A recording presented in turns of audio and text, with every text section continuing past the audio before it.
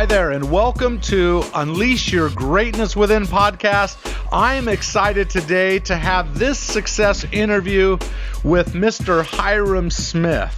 Hyrum is a high achiever who has spent 40 years delivering over 5,000 speeches. Hyrum is the author of several best-selling and highly acclaimed books, including The 10 Natural Laws of Successful Time and Life Management and What Matters Most. Hyrum has received many awards and honors throughout his life. He has started several successful companies, including Franklin Quest Company that produced the popular Franklin Day Planner. And probably the most recognizable company that he helped start was he co-founded, along with Stephen Covey, the FranklinCovey organization. I have come to respect this man and his work. I'm sure as we go through this interview, and by the way, this is my pleasure to do this interview for sure, but I'm sure as we go through this interview that we will hear and receive a lot of great nuggets, and I look forward to that. So please help me welcome Mr. Hyrum Smith. Welcome, Hyrum. Hey, thank you, TJ. That was quite an introduction. I should pack you with me when I go out to speak. That's great.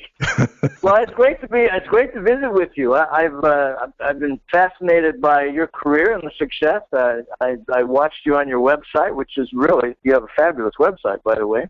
Thank you. Just a little bit of background on me before we start. When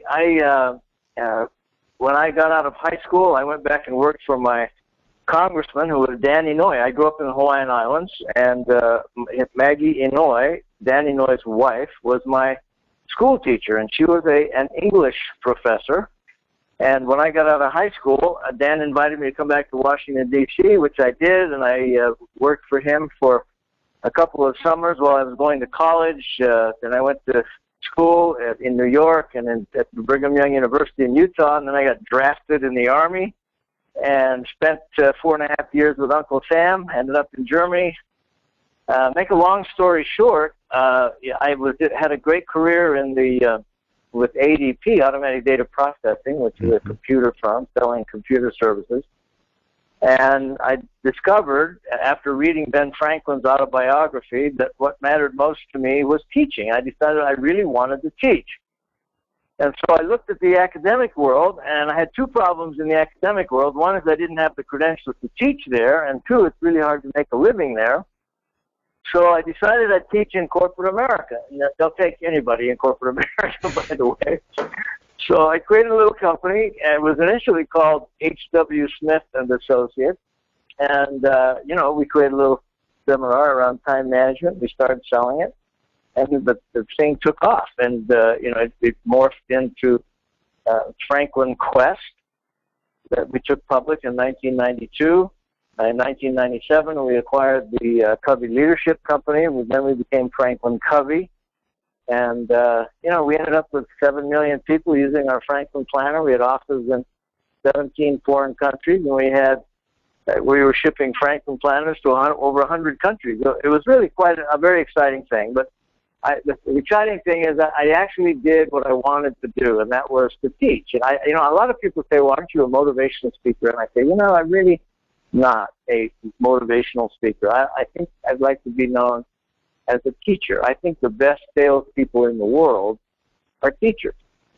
And a good teacher is selling you on experimenting with some principles, ideas that teacher knows works. Mm-hmm. And if the teacher is good at it, the people in the class go out and experiment with it, and it changes their lives. And so I don't think there's anything more rewarding than to have someone years later, after having heard you teach, say that what you had taught them had changed their lives. So anyway, I'm in the business of helping change people's lives just like you are. So we're kind of soul brothers, right? Yes, and in many ways you affected my life as I would buy those early tapes and those videos where you were teaching, and I'd be in awe of the principles that you would be teaching. And so that leads us to one of those principles, which I thought was really powerful, that I would listen to and try to really dissect and understand what you meant by it in the early years. And it's really powerful stuff. And that is the whole concept behind The belief window. What is the belief window? Where did it come from? How did you discover it? What sort of give us a little bit of the background on that and what it is? Well, it's an exciting story. Back in the late 80s, Franklin was a young company, and we became obsessed with the answer to the question, what is it that causes permanent behavioral change? I mean, 94% of the people who went through our seminars bought their planner every year. And so we said, well, why do they do that? And as we asked the question, a model surfaced in our brains, and we decided to call it the reality model. And the model has 5 pieces to it. I'll just go through that really fast. The first piece is what we call the basic human needs, of which there are 4. We'll talk about that in a minute. And then the second piece is the belief window. And then the third piece we call if-then rules. That's the rule piece. Then the fourth piece is our behavior pattern. And then the fifth piece is where we measure results. And so the whole idea is, we have these 4 needs, and because we have those 4 needs, we put stuff on our belief window. Well, what is a belief window? Just for a moment, consider this picture in your mind. Hanging in front of your face is a window. And on top of that window, a little wire is attached, and it goes back to the top of your head, and it's attached to your head. And whenever you move your head, that window goes with you. You look out into the world through that window, you accept information from the world in through that window. On this window, everyone has placed thousands of beliefs or principles that they have accepted as correct beliefs. They may or may not be correct, but they have accepted them as correct. Mm-hmm. For example, you might have a belief on your belief window that says all Doberman pinschers are vicious. Okay? Well, if I believe that, then I start setting up rules. We call them if-then rules. And I say to myself in the back of my head, if that's true then, if all Doberman pinschers are vicious, then we get to the fourth piece, behavior patterns. I go into somebody's yard, and there's a big Doberman pinscher. What will I do? I'll leap tall buildings with a single bound. I will run. I'll have a very specific set of rules all set up based on the belief on my belief window. Then we got to ask, what were the results? And then the big question we have to ask is, if the results of my behavior do not meet my needs, I have a bad principle or belief on my belief window. Now let's take one for example. Suppose I have on my belief window, my self-worth is dependent on my possessions. Now the 4 needs, by the way, are to love and be loved, feel important, to have variety, and survival, to live, to survive. Well, the need that would drive that belief is the need to survive. So, or a need to feel important. And so because I need to feel important, I put a belief on my belief window, my self-worth is dependent on my possessions. Well, if that's true then, and I start setting up the rules, and this all goes on automatic. Nobody tells you to do this. This happens whether you're asleep or not. Right. We say, well, if that's true then, and it's now time for me to buy a car, let's say I have a second belief on my belief window, and the second belief is European possessions are better. So I believe that my self-worth is dependent on my stuff. I also believe that European stuff is better. If that's true, then it's now time for me to buy a car. What kind of car will I drive? Well, I'll buy a European car. What kind of clothes will I wear? Oh, European clothes. Where will my wife come? No, we don't go there.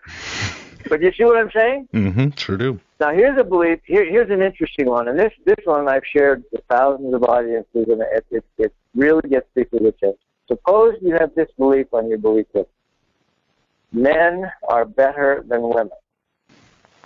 Now you might ask, are there any men that believe that? Are there any women that believe that? If that's true, then, and how am I going to treat my spouse? How am I going to treat women co-workers? How am I going to treat my boss if she's a woman?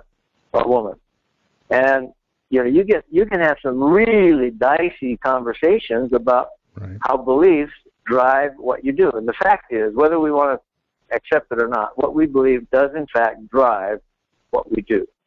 And if we're doing stuff that doesn't work, we've got a bad belief on our belief window. And the fact is, if you take a look at it long enough, you'll discover that the belief, men are better than women, is totally incorrect.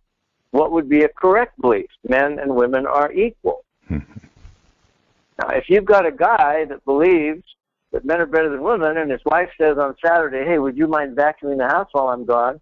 I've got a lot of errands to run. Behavior will receive from the husband. Hey, I don't do that. That's women's work. I don't do that. Now we've got to ask the question, will the result of his behavior meet his needs over time? 3 marriages later? Yeah. Probably not. Mm-hmm. So he's got a bad belief on his belief window. But the minute he changes to men and women are equal, now his wife asks him to do something for her, his immediate reaction will be totally different. Yeah, I'd love to do that. Where is it? How do you turn it on? You know what I'm saying? Yeah, absolutely. So the belief window is a very powerful idea. Well, actually, all that model is a visual representation of what's going on in our lives anyway. Everybody has those needs. Everybody has a belief window. They're covered with beliefs. Some are good, some aren't. Everybody has the rules. It's driving our behavior, and where it tends to break down is we don't measure the results. I'll tell you a neat story. I'm writing a book right now called The Belief Window, and my co-author is Spencer Johnson, the guy who wrote Who Moved My Cheese and The 1 Minute Manager. Right. He co-authored 1 Minute Manager with Ken Blanchard, and we've got the book probably 90% done. I hope to have it out sometime early summer. Oh, that's great. But it's a powerful parable on how powerful your belief window is.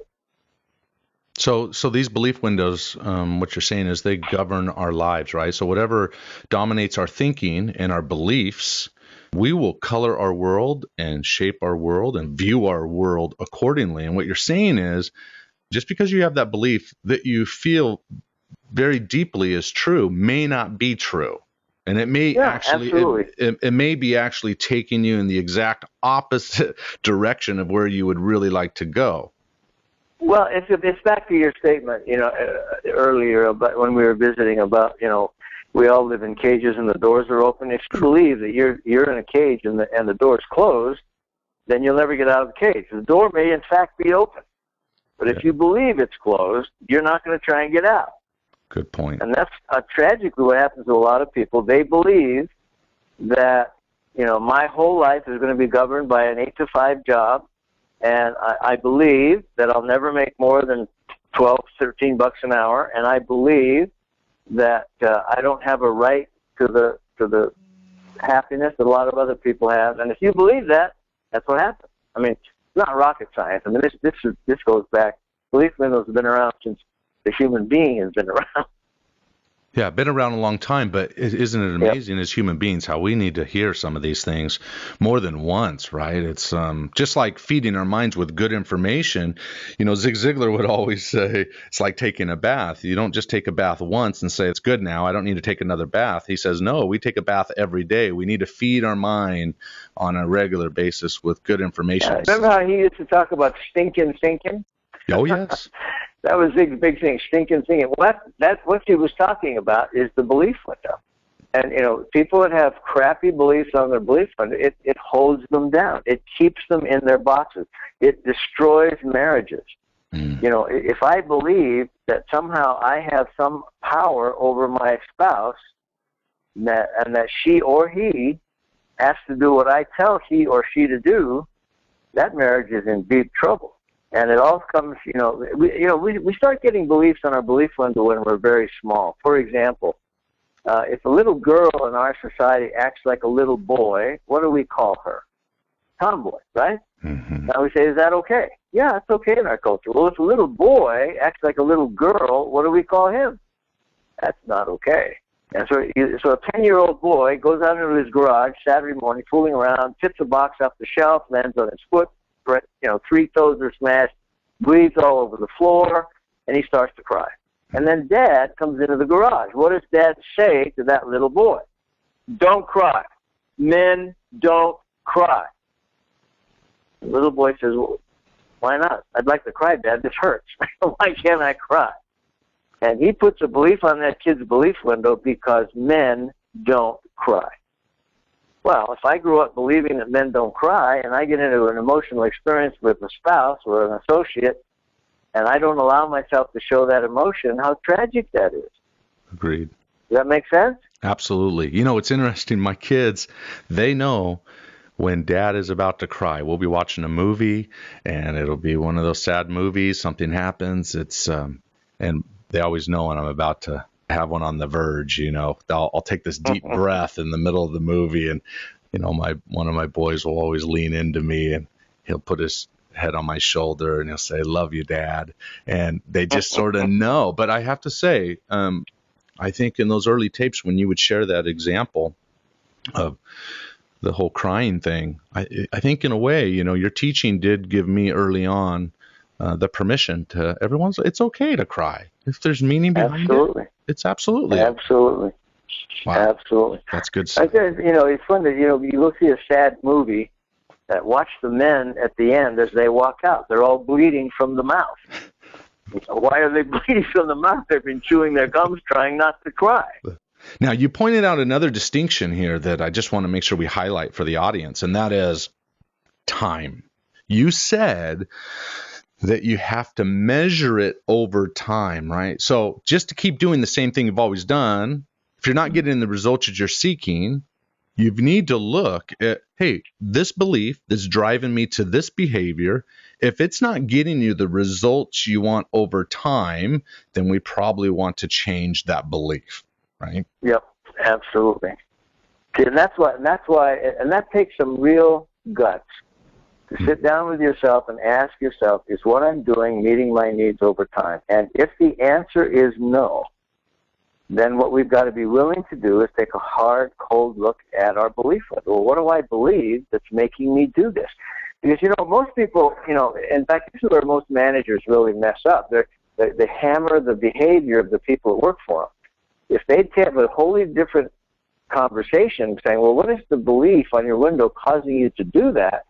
Now you're attacking something they can fix. Because the neat thing about the belief window is you can fix your belief window. And if you're being personally attacked, you tend not to want to listen. But if you're attacking something out here in front that I can fix, you can put your arm around that person and say, I love you a lot, but you got a screwed up belief window. Let's do surgery on your belief window. Because no behavior is going to change until the belief window changes, period. People just have to understand that. You can beat somebody to death. Their behavior will not change until they decide it's to their benefit to change their behavior. Then the behavior changes. And that has to be a changed belief window, period. I got to tell you an interesting story really quick, too. Sure. I was asked to speak at a convention of psychiatrists, psychologists. There are 1,200 psychologists. All had PhDs. I'm the only one in the room that didn't have a PhD. And I shared this whole idea. It was 2 hours, shared the thing, and I had the most unbelievable response. People came up after and said, I got more than the last 2 hours, and I got 4 years in school. I had one guy come up and say, you are clearly a study of Glasser. Well, I'd never heard of Glasser until then, but I said, oh, yeah, I'm tight with Glasser.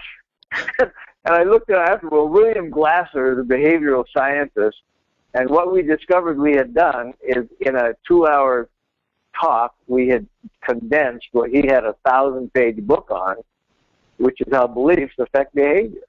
And then we had I got a lot of letters after that from psychiatrists who were using the belief window in their therapy with the people they were working with because it had such an impact, and it was so easy to have a conversation about dysfunctional beliefs rather than attacking the person for all the bad, stupid stuff they were doing, Valid point. I was in 8th grade and I wanted to be like my dad and pole vault. And in 8th grade, they didn't have sports. So you could elect to go to the high school to play sports. And I remember I went up there and I had a light bulb moment. And it's, I think, within realm of this discussion. And that was as I was first trying to get over the low bar of 5 or 6 feet, in the beginning of learning to pole vault. I kept knocking that pole down and kept falling and falling. I tried it 10 times. My other 8th grade friends that came up from the middle school to the high school would do it with no problem. But TJ here was a little slower, not as athletic. I don't know what it was, but I kept knocking it down. And there happened to be in the high school a senior that was an all-state pole vaulter. His name was Stan, and he was very respected. Everybody liked him. And just a good guy. And he always treated the 8th graders with a lot of care and respect. So I respected him. And I remember as I attempted this goal over and over and over, I finally got to the point, I threw the pole down and I said, I can't do it. I was frustrated with myself. And I remember Stan walked over to me without trying to draw any attention. And he leaned into me and he said, TJ, remember this. He said, can't, never could do it. And I remembered riding my bike home that night and thinking the whole way, Stan is right. As long as I keep believing that I do something and I have a setback and an obstacle and a failure, and then I just decide, well, it's just not possible for me. As long as I believe that way, then my whole world is going to be shaped by that belief. And so I went home that night and I decided to eliminate what I call the ugliest four-letter word, can't, out of my vocabulary. And I have to say, ever since then, I've looked at the world a little differently, and I try to encourage my kids to do the same thing, to eliminate that word can't, because it's not often or all the time an issue of can't as much as it is you haven't learned the skill yet, you haven't developed yourself in such a way that you could achieve it, or you haven't given it enough attempts, And so that was a belief system. Yeah, bring that into the context of the belief window. Your belief, the old belief was, I can't. And it's just as simple as a new belief, I can. And that is a dramatic difference. So you went from I can't to I can. And, it's like salespeople. When salespeople get an objection, what are a lousy salesperson accepts believes that an objection is a no, and that the sales conversation is over. Mm-hmm. A good salesperson says, when they get an objection, they believe that an objection is a request for more information. When they get an objection, they say, oh, well, I clearly haven't given them enough information to buy yet, so I've got to find out what I haven't shared with them. So the good salesman knows that people say no 6 times before they buy anything from a direct salesperson. So if I'm at number 5, I'm excited. In fact, I remember I sold computer systems for a part of my life. And I'll never forget, I was in a Toyota store in Portland, Oregon, and I was selling an automated inventory control system for ADP. And the guy said no 5 times. And I jumped out of my chair and I said, man, am I excited? He said, what are you excited? I just told you I'm not going to buy. I said, no. You just told me no the 5th time. I said, average person says no 6 times. You got 1 more time and you're buying. And the guy cracked up, And he says, all right, no. I said, okay, that's 6. Let's sign up. And you know what? He signed the deal. We sold him a $300,000 computer. It was a very, very cool experience. That is a cool experience. And here's a thought. As you were talking earlier, it made me think of it. My belief on the belief window is, if you are what you do, when you don't, you aren't. And what I'm saying is, when you were tying back to if, your self-worth is tied to the things you have, for example, and all your worth is wrapped up on your level of achievement or on the toys you're able to gather in your life and so forth. That may be, over time, a faulty belief. Yeah, if I do believe that my self-worth is based on what I have, then I'll dedicate my life to acquiring stuff. Mm-hmm. And you see people everywhere who have a lot of stuff. And I'll tell you, the growth industry in America right now is garage sales. Because people are discovering that having a lot of stuff ain't it. And, they're discovering that relationships are pretty important. And, my experience with my spouse and my children and my grandchildren and, whether or not I have 3 boats or 2 boats or 1 boat, who cares, And so it's really an interesting thing to honestly sit down and say, well, why is it so important for me to have that 4th car?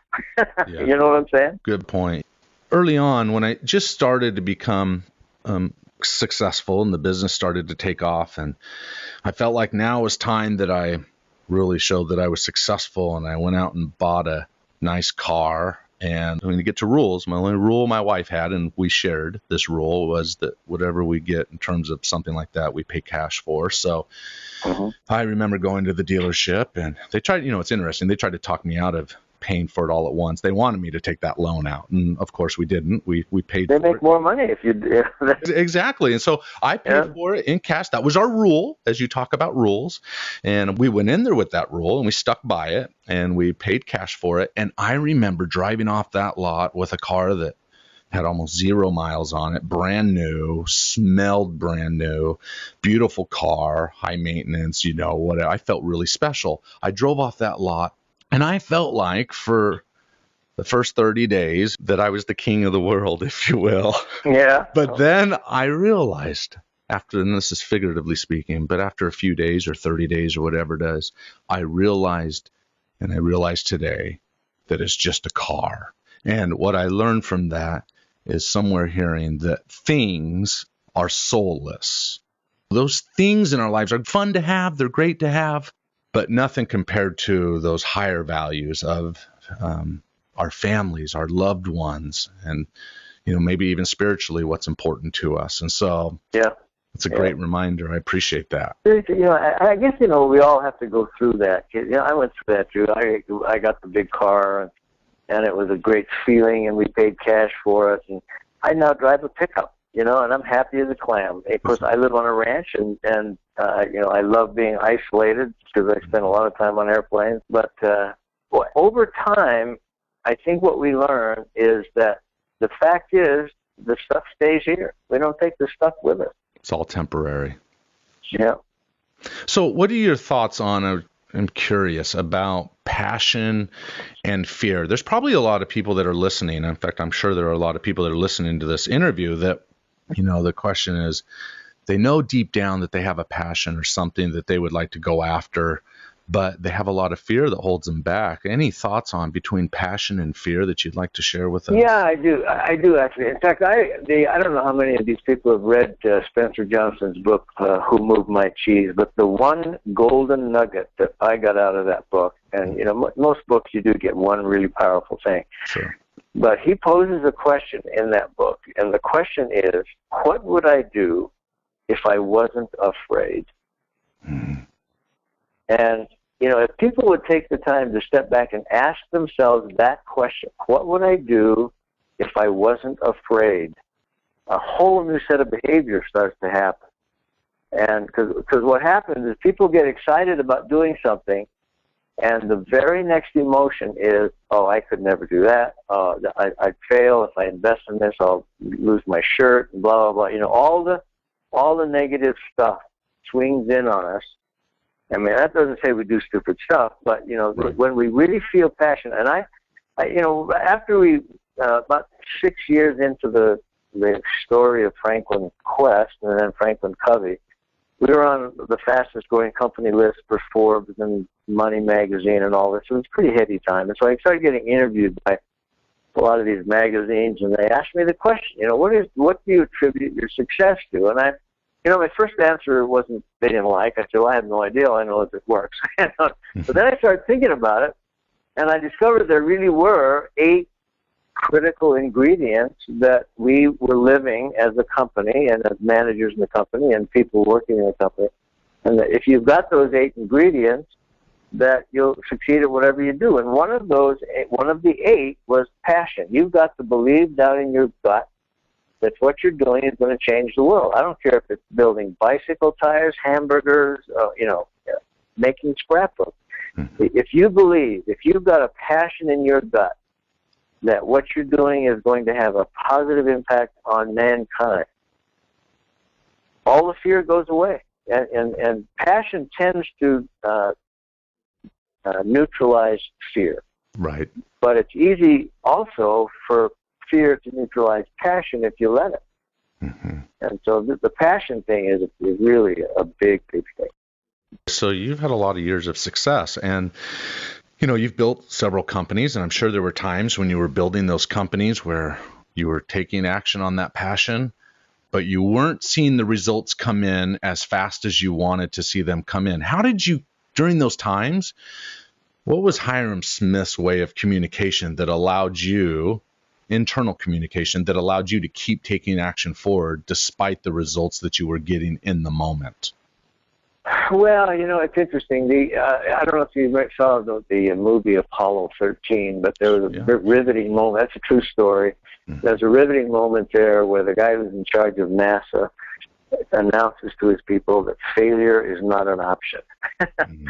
They had to get those 3 guys back, from that failed mission. And they ultimately did. And in those dark times, I sat down with myself and said, hey, failure is not an option. This is not something that we're going to fail at. And there are a lot of people around us who were wanting to bail out and saying, "Hey, listen, we're not going to make payroll this week. We're not going to be able to make it." And I mean, those dark Thursday nights when you have no idea how you're going to make payroll Friday are scary times. Mm-hmm. And as long as you really believe and convince yourself that failure is not an option, then you tend to get through it. One of the other of those 8 ingredients, by the way, and this is a very important one, is that financial success must always be the byproduct of some other success. People, I hope you people will think about that, TJ, because if you're in whatever you're doing strictly for the money, your business is 3 years away from extinction, in my opinion. But if you're doing something because it matters to you, it's going to make an impact on the planet, then the money follows it. And it's interesting, if you look at the Fortune 500 list today, look at it 30 years ago, 2/3 of the companies on the list 30 years ago are not on the list today. Those companies are gone. Mm-hmm. And the reason they're gone is because they focused totally on the bottom line. They forgot their mission. They forgot what they were about. And the minute that the only thing that matters is the money you make, you're dead. And so, financial success must always be the byproduct of some other success. That's really great. I mean, that's why you're good at what you do. I mean, you have this passion to help people change their lives. People can sense that. They feel it when you speak. And the reason that you have the following you have, and it's been a financial success, is because that's what matters most to you, not the money that comes in. You're exactly right. I remember when I wrote If You Think You Can, which you endorsed a few years back. Yeah, I remember which was a beautiful endorsement, and I appreciate that. And those 13 principles are great. Those 13 principles belong on people's belief windows, right? Exactly. But I remember what many people don't know is that it wasn't for me about chasing the money. When I was forced to live, in a sense, I thought I would only be living in the basement of my parents' house for the first 30 days when I was building my business. After we were married and after we had 2 children, we lived at the basement to do our first seminar in Seattle, Washington. That first month turned into 5 years in that basement. That was a number of years ago, but it turned into those 5 years. And in my darkest moment, when I thought, oh no, and my wife was worried and she was concerned, I finally went to her and I said, okay, I got to change my belief window, but I can't just change my belief window. I got to look at over time what my beliefs are leading me to do. And in terms of my situation, I knew I needed to change my daily activity and my strategy. And so I decided to lock on something bigger and bolder for me that was in alignment with my value system. And like you say, my passion for helping people. And I decided I had lost my office space. I knew I couldn't write the book in the downstairs basement of my parents' house with kids running around that were still really young before school age at that time. So I took the one car we did have at the time and drove down to the grocery store parking lot and got in the back seat of that car. And I began to type for 2 months, 8 hours a day. I typed this book. Now, granted, my wife was concerned. She goes, are you sure this is a good idea, a good use of your time? And she wrote me a 4-page letter. But in the end, she did say, I believe in you.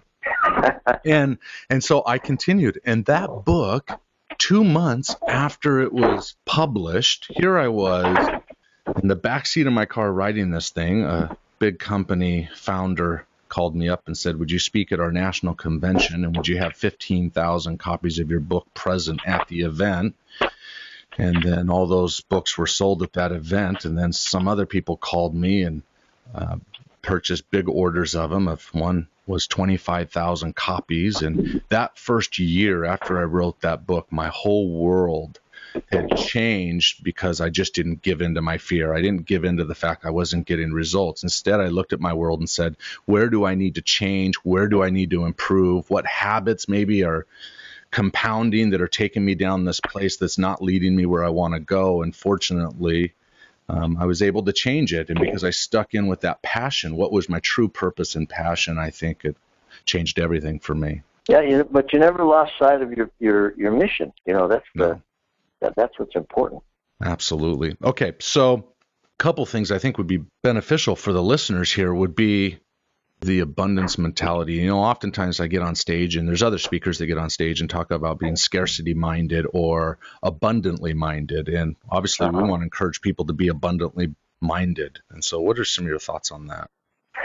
Well, it's interesting. I have to tell you a story that I developed some very strong feelings about the abundance mentality. And what happened was I was asked to speak at a convention in a big city for a guy's company, and it was an evening convention, and I flew to that city, and he picked me up at the airport in a Rolls Royce, and he took me to his house for dinner, and the house was the biggest home I think I'd ever seen, and he told me that his house cost $8 million, and he took me on a tour of his house, and he had $3 million worth of art in his house, and I knew that because he told me that.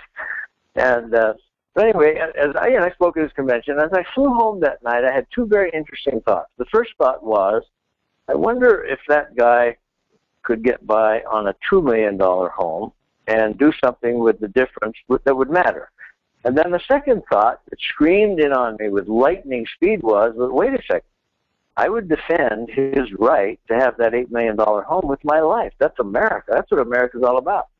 And then I discovered this powerful principle.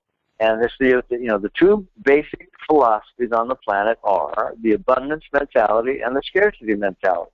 The scarcity mentality says there's not enough on the planet for everybody, so I got to grab what I can and hold on. The abundance mentality says there's plenty on the planet for everyone, therefore I can share what I have. And then I had the biggest aha of my life on the plane that night. And the aha was this. The minute I can honestly look myself in the mirror and say, I have sufficient for my needs, at that point, I am wealthy. Why? Because I have enough for me. And if I am creative enough to create more than is sufficient for my needs, then the difference between what is sufficient and what I have is a stewardship that the good Lord has given me that I ought to do something with that matters. Well, I got pretty excited about that, so I started giving this talk. It was new, it wasn't time management, and so I gave this abundance mentality all over the world. You know, if you got sufficient for your needs, you have more than you need, you got to do something with it. Well, this is an easy talk to give when you have no money. Then I went public on the 3rd of June, 1992, and I stood on the floor of the New York Stock Exchange. My wife was there, my children and their spouses were there, and at 9:15 in the morning, we watched on the big board FNQ. That was the first thing for FranklinCovey, and it was $16.50. And I did a quick mental calculation of the number of shares that I owned against $16.50, and I started to sweat. And I realized I had quite a bit more than was sufficient for my needs. And so I gathered my kids around me, and I don't know if you've ever been on the floor of the New York Stock Exchange, but it's very noisy. And I said, you know, I'm having a really bad experience here. I've been giving this talk all over the world about sufficient for my needs, and if we have more, we have to do something with it. And I said, I think we have more than sufficient for our needs, guys. And I've been hearing this voice in my head saying, are you going to put your money where your mouth has been? So my wife and I made a commitment on the floor of the New York Stock Exchange that day. And the commitment is that we would die broke. Wow. My kids were not excited about that. Yeah, so we decided that we'd decide what was sufficient for our needs, and then we would do something with the difference that mattered. Now, what we've done with the difference, you know, probably people won't know because it's none of anybody else's business, but we have proved a very powerful principle, and that is, and it comes out of the Scripture. I hope nobody minds that, but in the Bible there's a great quote that says, cast your bread on the waters, and it comes back tenfold. I will tell you, that's a natural law of the universe. That's not there just for fodder for church talk on Sunday. And we discovered that, and so we started doing something with the difference. You know, America is the most giving country in the world. And, you know, most people, when they acquire wealth, they try to do that. But a lot of them don't. You know, it's interesting. The first generation, that creates the wealth, generally is not very good at giving it away. Second generation does give it away. The third generation is usually broke. But you know, I really do believe that the abundance mentality says, you know what, find out what is sufficient for your needs. Is that an $8 million home? Fine.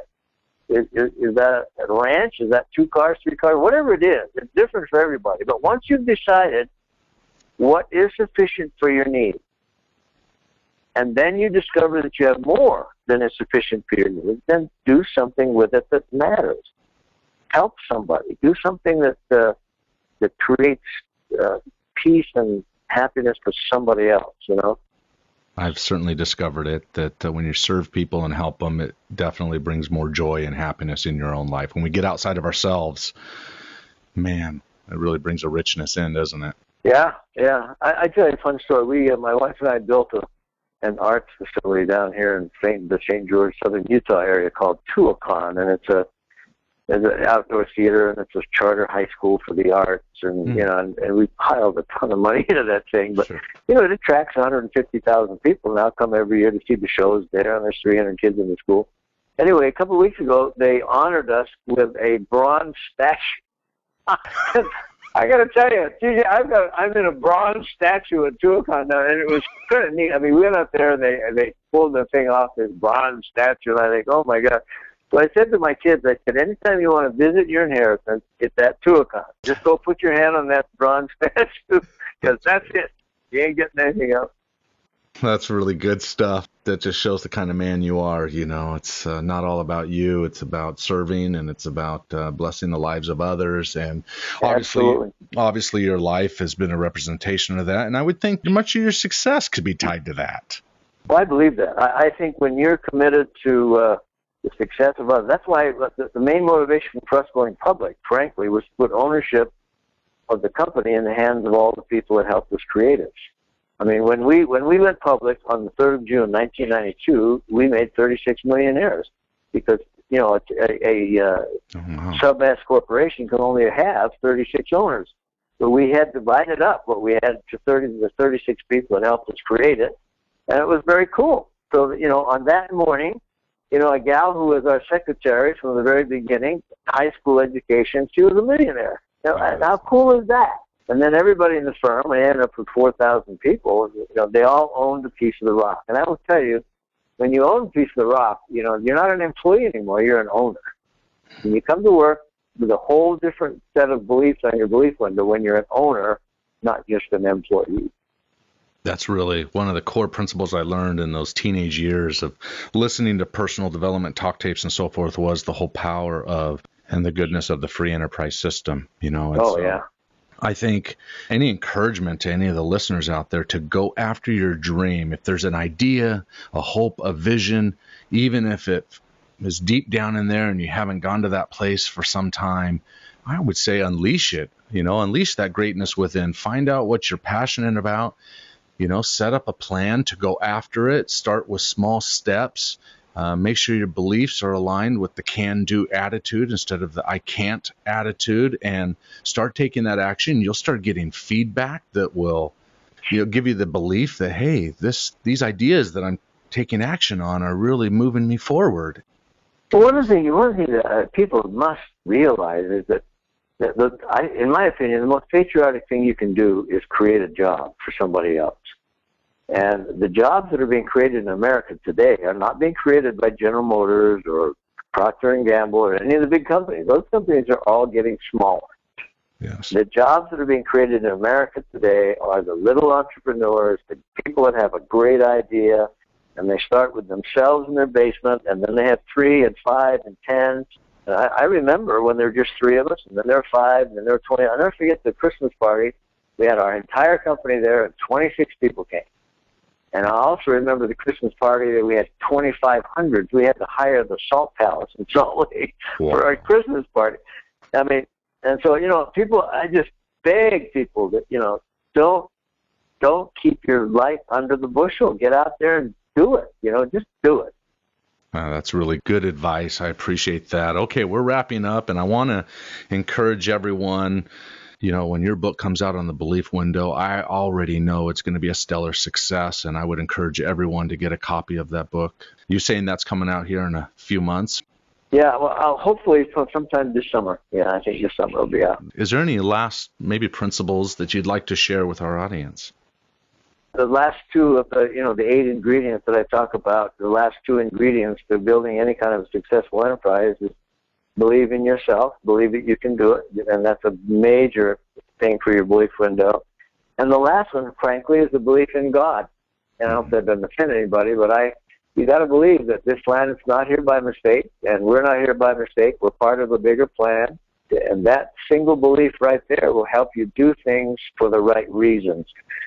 And if you believe in yourself and you believe that there is a higher power, and this isn't a religious dogma. This is just a conviction that we're here and that God cares about what we're doing. And that's a great reminder for all of us. So, listen, I just want to thank you very much for the time that you gave and all the great wisdom and ideas that you shared with us today. I know that those that are listening will get a lot out of it, and just want to appreciate your time. Thank you, Mr. Hyrum Smith. Hey, it's my pleasure, TJ. Good to talk to you. Take care. All right. Thank you. Bye-bye. Podcast listeners, thanks for listening. You've taken time out of your schedule, and I really appreciate it. Now, do me a favor. If you like what you heard, star it. Thanks. Now go unleash your greatness within. GreatnessWithin.com